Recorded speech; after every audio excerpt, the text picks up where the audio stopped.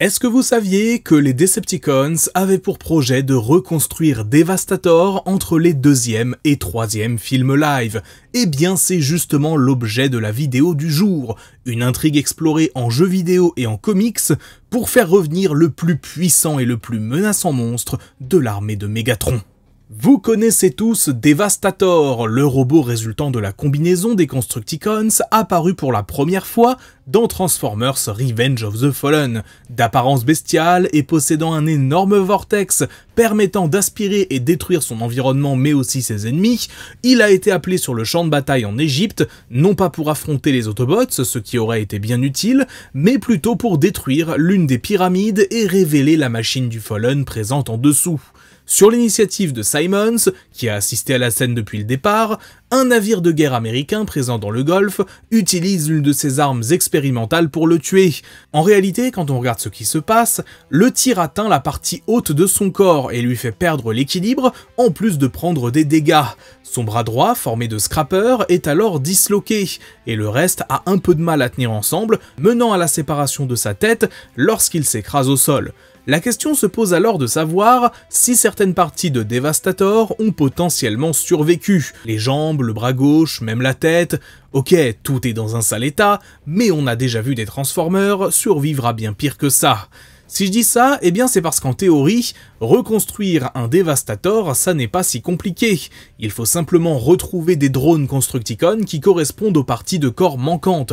Pour rappel, dans la timeline des films, les Constructicons sont des bots construits en série, remontant à l'époque des Primes, servant ces derniers, et ayant été corrompus par The Fallen, faisant donc partie des tout premiers Decepticons. Ça explique donc aussi pourquoi on revoit des Constructicons dans Dark of the Moon et The Last Knight. Alors oui, dans les faits, ça permet aux animateurs de ne pas s'embêter et de réutiliser des modèles CGI existants, mais c'est quelque chose de justifié dans le lore installé dès le deuxième film dans les comics dérivés, dont je vous ai parlé dans une précédente vidéo. Et là justement, on va pouvoir commencer à parler des deux tentatives que les Decepticons ont menées pour ramener Devastator, à la suite de la bataille en Égypte. La première a lieu dans les comics des magazines anglais de chez Titan Comics, et la seconde dans les jeux vidéo dérivés de Dark of the Moon, servant de préquel au long métrage.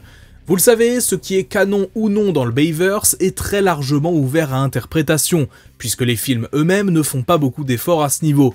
Personnellement, j'aime bien considérer ça comme des histoires semi-canoniques, si on peut dire, une sorte de bonus qu'on peut choisir ou non de garder dans la timeline, et je pense que c'est la meilleure chose à faire. Dans la première histoire, tout droit sortie des magazines Titans Comics donc, les restes de Devastator ont été récupérés par les Decepticons et emmenés dans les montagnes de la région de Colombie-Britannique au Canada, créant tout un brouillard artificiel autour pour ne pas être repérés.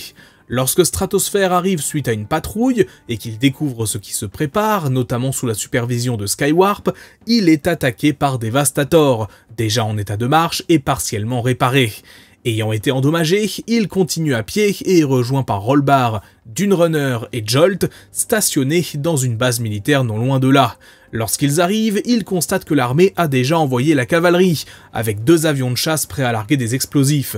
Devastator est alors de nouveau abattu et tombe en morceaux au milieu des montagnes canadiennes. Stratosphere et les autres Autobots doutent qu'il ait pu survivre à une telle chute, et donc on ne sera jamais totalement fixé sur le sort du personnage ici. Je tiens d'ailleurs à remercier très chaudement Calpin sur Instagram, qui m'a envoyé les screens de ce comics en français. Il faut savoir que ce comics, il est partiellement introuvable sur internet, très dur à trouver en tout cas. Je vous en avais déjà parlé dans la vidéo sur Stratosphere publiée un peu plus tôt dans l'année. Donc voilà, je tiens à le remercier chaleureusement, c'est grâce à lui que j'ai pu illustrer cette partie. Pour ce qui est du retour de Devastator dans les jeux vidéo, il faut se pencher sur Mixmaster, qui est le cerveau de tout cela.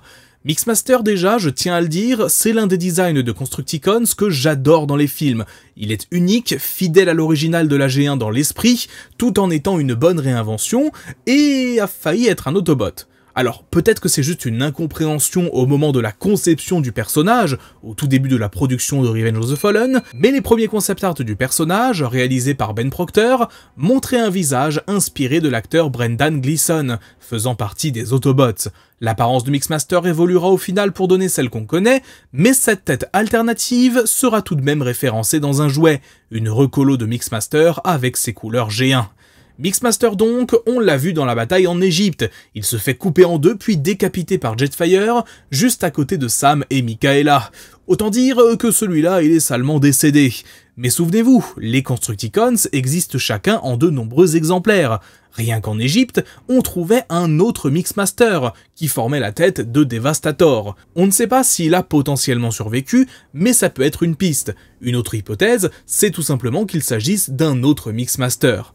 Bref, le personnage est donc tout comme dans la G1, le chimiste des Constructicons, pouvant préparer toutes sortes de mixtures et de poisons également, d'où son mode alternatif de camion bétonnière. Petite anecdote au passage, savez-vous ce qu'est devenu le camion de Mixmaster ? Et oui, car après le tournage du film, il n'est pas resté entre les mains de Paramount, car ce genre d'engin ça prend de la place, et quand on n'est pas Optimus Prime, Bumblebee ou d'autres têtes bien connues, on ne justifie pas forcément d'être gardé par le studio.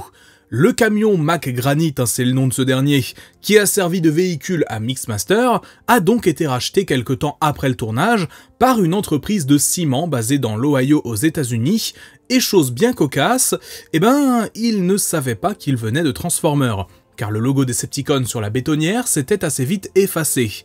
Ils l'ont donc repeint et remis à neuf. Alors, pour vous dire, et pour faire une petite digression dans la digression, j'ai mené ma petite enquête, et il semblerait que le nom de cette entreprise soit Stoker Concrete, effectivement située dans l'Ohio.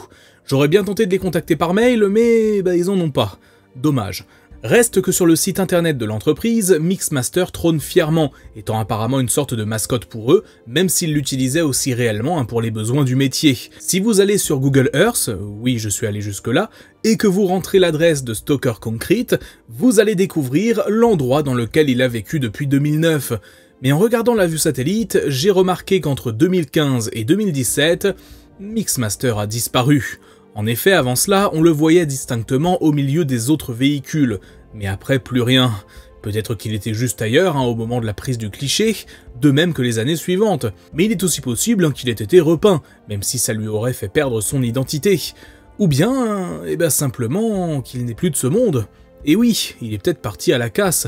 Je n'ai trouvé aucune information à ce sujet, et à moins d'être sur place, je vois difficilement comment on pourrait en obtenir. Peut-être donc qu'après avoir été l'un des Constructicons de Transformers 2, et avoir servi pendant presque 10 ans pour de vrai, Mixmaster n'est plus. Il ne reste plus aucune trace de lui, si ce n'est les souvenirs qu'on en a, et les tas de jouets qui ont été adaptés de ce design. Retour donc sur le jeu vidéo de Dark of the Moon. Cette digression était particulièrement longue et sera sans doute limite une des parties les plus longues de la vidéo, si ce n'est la partie la plus longue de la vidéo. Mais qu'est-ce que j'aime ce genre d'anecdote. J'adore m'enfoncer dans les terriers de lapin de ce style, découvrir tous les secrets entourant tel ou tel personnage, jusqu'au plus insignifiant peut-être, mais que je trouve fascinant.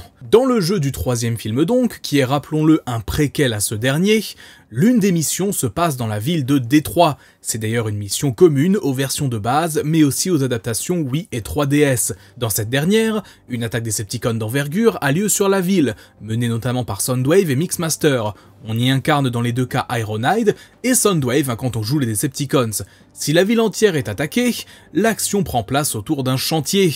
La version Wii est beaucoup plus explicite sur le plan que mènent les Decepticons ici.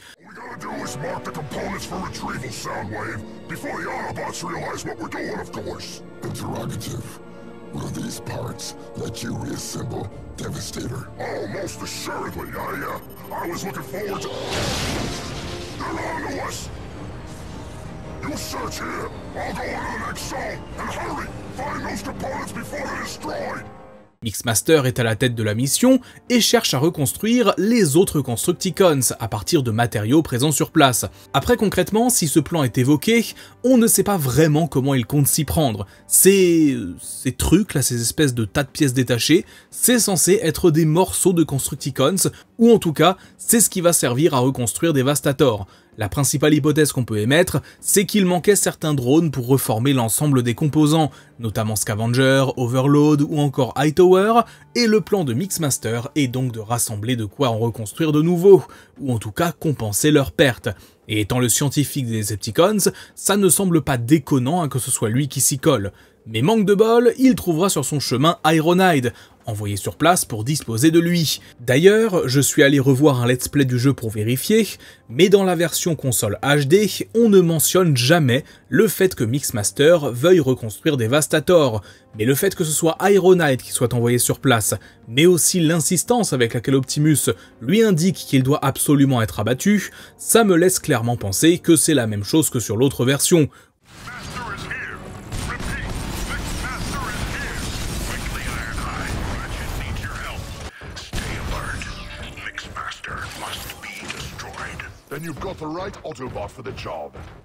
Et puis bon, puisque la trame globale du jeu est semblable, que ça a été développé en même temps, pas dur d'imaginer que ce soit bien ça. Mixmaster est d'ailleurs particulièrement coriace, il bat Ratchet, certes, mais Ironhide a bien du mal à le vaincre et arrive à percer ses boucliers uniquement grâce à une arme spéciale conçue par Wheeljack. Personnellement, quand j'étais petit, c'est un boss qui m'avait un peu fait galérer. Une fois Mixmaster tué, le plan de reconstruction de Devastator prend donc fin, les Decepticons n'ayant plus de possibilité de faire quoi que ce soit à ce niveau. Tout ce qu'il reste, c'est quelques soldats Constructicons qui se baladent et qui sont visibles ça et là à Chicago, ou même dans The Last Night, si on veut prendre en compte Trench et Onslaught. Voilà donc la véritable fin de Devastator, qui n'aura donc pas été au pied d'une des pyramides, mais bien à Détroit ou au Canada, en fonction des versions entre le deuxième et le troisième film. Et vraisemblablement, il s'agissait du dernier Devastator encore actif. Pourquoi je dis ça? Eh bien tout simplement car selon toute vraisemblance, puisqu'il existe, ou en tout cas qu'il a existé, des tas de clones des Constructicons, il a techniquement pu exister plusieurs Devastators, à moins que leur combinaison soit un processus plus récent, mais ce n'est pas ce que semblent suggérer les comics dérivés. Dans la licence plus largement, cette version de Devastator apparue sur grand écran n'aura pas spécialement perduré. Si on se souvient de lui pour l'exploit technique qu'il représente en termes d'effets spéciaux, ou encore ses boulets de démolition, John Simmons is under he says, I'm under the robot scrotum. Yeah. I want to do a shot where he looks up when he's trying to know where we are, and I want two, what are those construction wrecking balls kind of hanging a little bit. I'm dead serious. Like a crane thing and then like another wrecking ball, kind of just clink. That's a funny laugh. That is a funny laugh. He looks up and he says, I'm under the, right? Il n'a aucunement impacté la façon dont le personnage a été présenté dans la licence. À ce niveau, c'est sa version G1 qui continue encore et toujours d'inspirer les artistes et scénaristes, et on peut le comprendre. Cependant, si jamais on devait un jour le revoir à l'écran, en particulier en live action, j'avoue que je serais bien curieux de voir la direction artistique qui serait prise, car autant on peut parfois faire des compromis entre la G1 et le Bayverse niveau design, comme Optimus dans Rise of the Beast, autant il est impossible de réconcilier les deux esthétiques de Devastator, à moins d'obtenir un résultat franchement pas fou. Cependant, si vous pensez qu'on n'a jamais encore essayé de faire un Devastator bipède avec une esthétique plus proche des films, détrompez-vous. Les artistes de la société Massive Black, mandatés par Hasbro afin de créer des designs pour le deuxième film, avaient proposé deux designs différents, très préliminaires à chaque fois, mais qui donnent à réfléchir sur ce à quoi pourrait ressembler un vrai entre guillemets Devastator à l'écran. Dites-moi en commentaire ce que vous en pensez, je serais curieux de savoir. Bref, merci à tous d'avoir regardé cette vidéo, j'espère vraiment qu'elle vous aura plu. Comme d'habitude, n'oubliez pas le petit pouce bleu pour soutenir la chaîne, c'est peu mais ça aide beaucoup. Abonnez-vous et mettez la cloche pour ne rater aucune des prochaines vidéos, et sur ce, ciao et joyeux Noël à tous.